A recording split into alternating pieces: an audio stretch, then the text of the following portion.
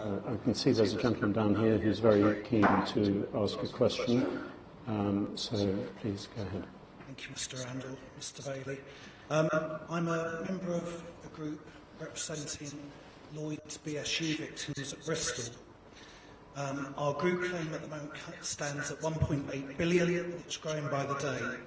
One of our victims sadly phoned me yesterday to say that her child had been in hospital following the loss of their house due to fraud by Lloyds Bank, which aligns with the 2006 Fraud Act. That child is now out of hospital and self-harming. With criminal fraud appearing as part of the HBOS and Lloyds Banking Group's income flow, using forged signatures and forged documents to asset-backed securities fraud, in particular HBOS Vavasor, HBOS Reading, HBOS Integrity, which was not Ian Stamp's fault, and HBOS Lloyds Bristol. Some names appear more and more commonly to be going from HBOS to the FSA and from the FCA to Lloyds and large auditors. Names such as James Crosby, Andrew Hornby, Tom Spender, Hector Saints. Also the many names that have been redacted, which we have got copies which have been unredacted in the Lord Turnbull report, which shows the Lloyds Board covered up £40 billion worth of fraud.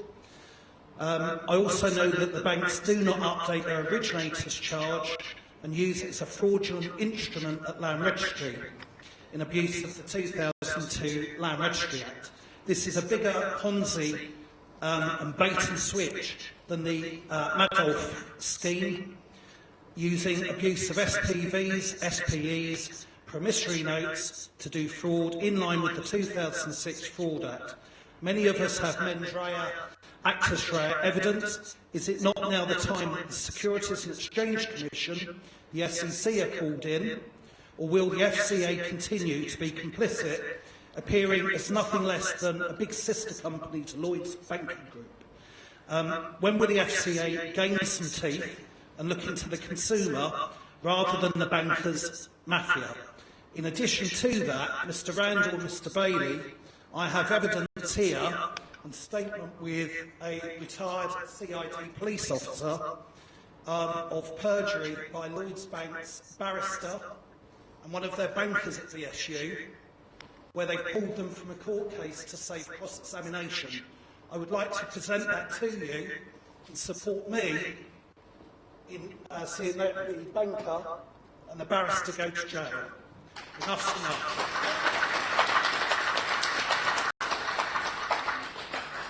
Okay, as you know, this is there are a series of allegations that there was signature fraud in the enforcement processes conducted by a number of banks, which have been forwarded to us, among others, by the chair of the Treasury Committee. Andrew, I think, can yes, I continue? so, thank you, Mr. Mealham, isn't it? Yes. Thank you for that. So let me outline, I think there are 5 things that are going on at the moment that address your concern. Charles, let me start with forged signatures. So Charles already said, we will investigate any evidence around forged signatures, so obviously we will take, this is evidence, so we will take that. Any more evidence you or indeed anyone else has got, please send it to us, no question about that. Yeah. No, that's not the case. We will, of course, investigate this. Secondly, Sorry, can we I'll answer Mr. We can't. I'll answer Mr. Mealham and then we'll come. A lot of people want to ask questions and are biding their time, so can we please not have people shouting from the floor? Andrew. Yes. Secondly, we have a remaining investigation underway. You may know that we have recently completed an investigation and there has been a financial penalty in respect of HBOS in the Reading case. We have a remaining investigation in terms of senior individuals at HBOS, which I hope will be completed soon. Any evidence that you have in respect of Lloyds' handling of any cases related to HBOS, Reading, but also, as you rightly pointed out, evidence around any other offices, particularly in respect of Lloyds, you should deal with the review also being undertaken by Dame Linda Dobbs, and if you want me to help you put you in touch with the Dobbs team, I can do that. Happy to do that. Thirdly, there has been further investigation by us and by other authorities, I should say, around allegations that officers beyond the Reading office were involved in fraudulent activity.